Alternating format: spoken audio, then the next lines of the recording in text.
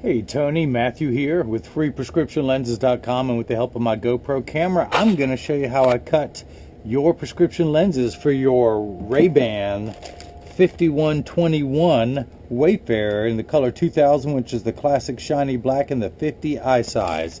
So let me take everything out of its original packaging.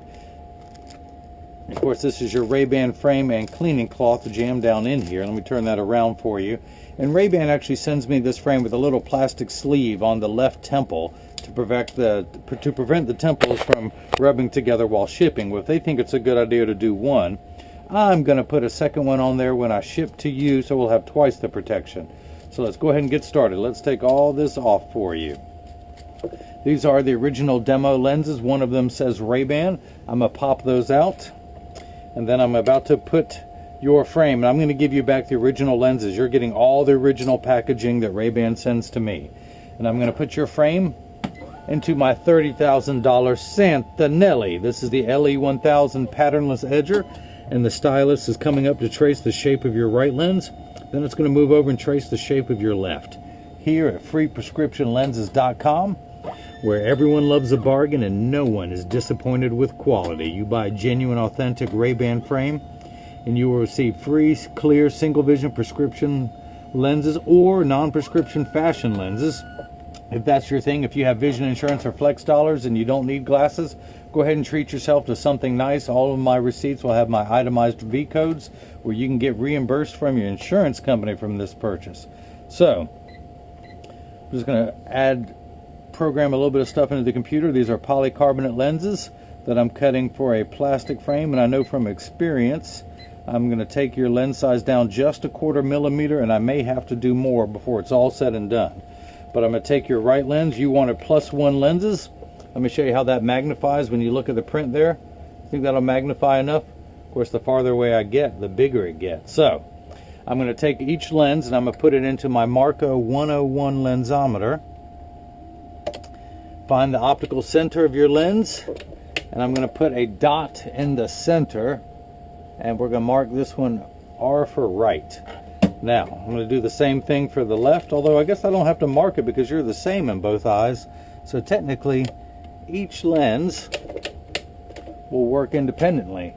I'm putting the dots on so you can see it at home. I know those are too light, and that is the left lens. So, this is a block. This is what's going to hold it in place while it is cutting. I like to call it Jenny from around the block. All right, bad humor. Bad humor. Spoiler alert, you're going to get a lot of it. So I need to attach this to the lens, and so I need a double-sided adhesive sticker. And wouldn't you know it, 3M, the same people who make Post-it notes, make a double-sided adhesive sticker. And I'm going to stick that onto the lens, and I went so fast I did not even show you that the black side is the sticky side. So I'm going to stick that onto the block, which I need to grab one of. Put that into my speedy blocker. Put that sticker on there, pull away the tape to make this side sticky, and go. And you know what? I'm going to go ahead, even though the other one's marked, well, I'll be traditional. I'll make this one the right lens. Go ahead and hit start. The first thing that's going to happen is these calipers are going to come down, and they're going to trace the shape of your right lens to make sure this lens is large enough to fit into the frame. And it is. It's just a routine measurement that goes through. And you know what? I could have cleaned this since I knew I was going to have company over. Forgive my manners. Let me clean up as I go. Get all that optical sawdust that's in and around here.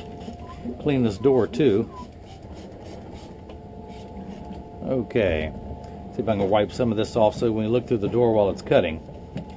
But it's starting with the concave surface, the rear surface, then it's moving over and tracing the convex side to know exactly where to place the bevel. The cutting wheel is down here on the bottom left. It's that lighter color wheel that's spinning, and it's just about to drop down onto the cutting wheel. But I'll show you all this on your left lens since I was goofing off for the right.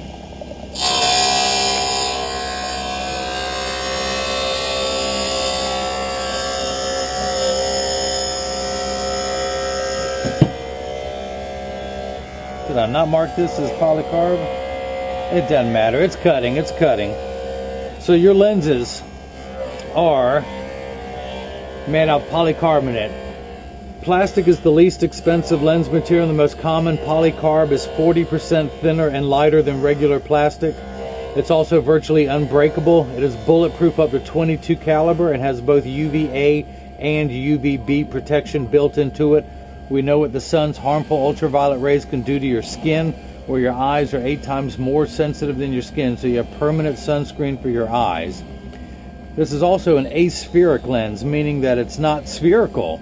A spherical lens is completely round. It'll give you an ugly fishbowl cosmetic appearance. This lens is much flatter curvature, and it's going to fit into the frame and look very nice. Very nice, I tell you. Now, ooh, I love picking the stuff off the lens as it goes around.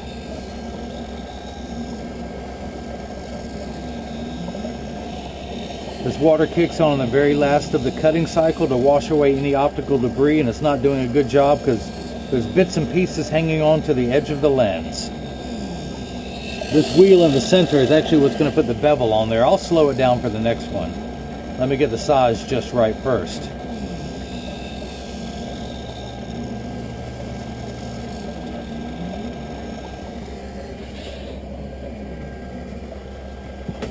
Okay, I'm going to pull this out of the chuck.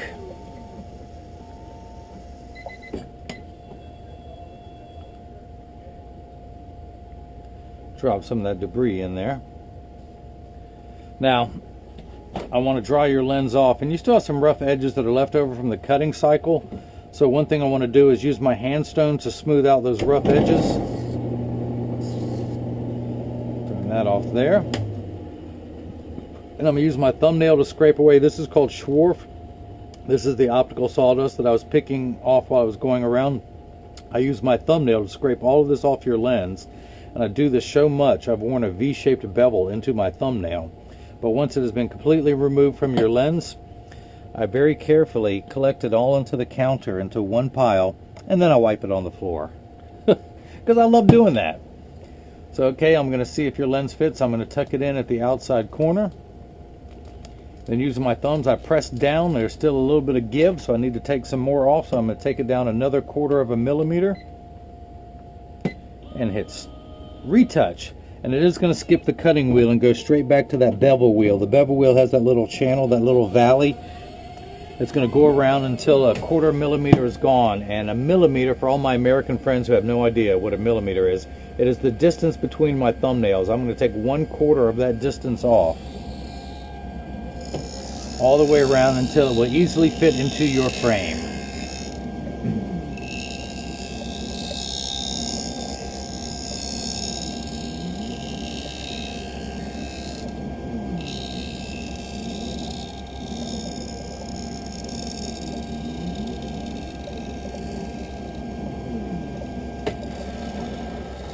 And Tony, in the future, if you ever need more lenses for this frame, I can send them right to your home, and you'll see how to pop them in and out when I am done with this, should you ever need more prescription lenses.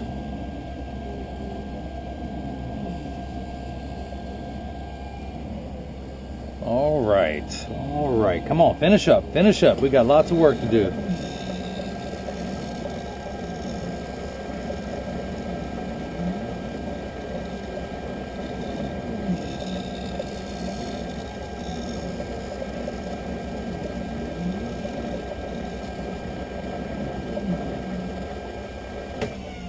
Okay, I'm going to take it out, dry it off again real quickly, back to the hand stone, real quickly, scrape, use my thumbnail to scrape all that off your lens. Of course, once it's on the counter, wipe it on the floor. Whee! Hey, the clown has to have fun at work too, you know. So in order to mount the lens, I have the frame upright with the temple tips pointed downward. I tuck the lens in at the outside corner closest to me, and if you notice, I'm not trying to reach over the frame to do this. I have the side I'm working on closest to me. I tuck it in closest to me, then using my thumbs, I press down at the nose. It snaps in perfectly. So let's go ahead and start cutting your left lens. I'm going to flip that over to L and hit start. And this is what you missed before. Once it's in the caliper, or once it's in the chuck, these calipers are going to come down, but this time they're going to trace the shape of the left side of your frame to make sure it's large enough to fit. Starting with the rear surface, the back surface, which happens to be the concave surface, and then it's going to move over and trace the convex side of the lens, which happens to be the front surface. all the while measuring the thickness of the lens, even though there's not a lot there, but I do cut some very strong prescriptions. And it measures the thickness to know exactly where to place the bevel onto the lens so it fits best inside the frame. And you have perfect, look how flat that lens, and no bulging fishbowl appearance for magnifying lenses. Partly because I am using an aspheric lens. Now it is going to touch down on the cutting wheel. One other thing you will notice, there is water running in the background, but polycarbonate cuts dry where plastic and high index cut wet. Polycarb always cuts dry. So now that we're done with the right lens, I'm going to go ahead and take this block off. And that is that. I'm going to dry the lens off. And I'm still leaving that red dot on there because I'm going to use that for a measurement in just a moment. And should you ever need to change your lenses, this is how you do it. Just thumb your nose to the idea. You're always going to push down with your thumb at the nose. So in order to put it in, I push down with my thumbs. To take it out, I flip the frame over. I'm right-handed, so I grab the frame with my left hand. I place my right thumb at the nose. I grab the other side so it's not loose like that. While my one thumb is there, I place the other thumb on top, and with both thumbs, I push downward. Out comes your lens. Years from now, should you ever need more lenses, you just flip the frame back upright, tuck it in at the outside corner like this, and then using your thumbs, push down at the nose, and it snaps in perfectly. Perfectly, Tony, perfectly. Tony, again, I just wanted to thank you for your purchase. Sorry for all the confusion as we fumble through there. I know the website is down right now. We're struggling. I do appreciate your patience while we get everything worked out and you select the frame and the lens combinations that you want. I do appreciate you supporting the small independent businessman. That's how I can get things out so much faster than these large corporate giants that just move so slowly. So the only time water kicks in is during the last 20 seconds of the cutting cycle, and that is just to wash away that optical debris.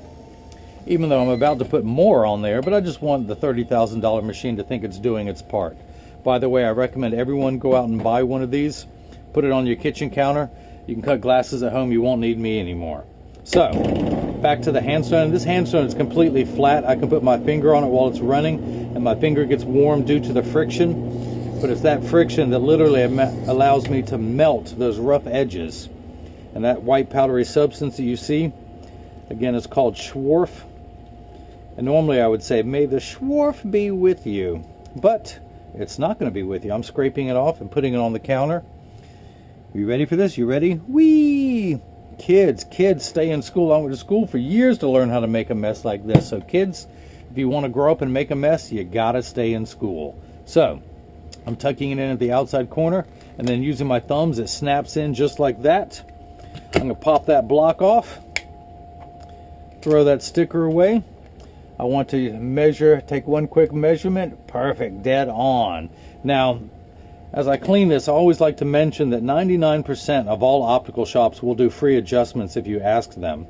The reason why they do that is that 80% of people have one ear that's higher than the other. So if you get these and they're too loose or they're too tight or one side is higher than the other, just stop by your local shop to have them adjusted. I'm going to go ahead and get them in standard alignment, also known as a 3-point stance. The 3 points are 1, 2, and the bottom of the frame being 3. I set it on the counter and I press down. There is no wobble. When I say wobble, I'm part of that 80%. I have one ear that's higher than the other. So when I press down on my frames, they do wobble, but they sit level on me. I'm going to press down. There is no wobble. Flip it over. Press down. There is no wobble. I make sure that each temple overlaps perfectly, and they do. And the same amount of tension on each hinge. So that's that. If anyone out there has any questions about what I can and can't do, just email me at freeprescriptionlenses@gmail.com. Tony, again, thank you for your patience while we got everything straightened out. I hope you enjoyed watching as I made your RayBan 5121 Wayfarer in the color 2000, which of course is the shiny black in the 50 eye size. So hopefully you enjoyed it, and everyone else has got a chance to see, you know it's coming, how I bring that love and feeling back to glasses. Thank you.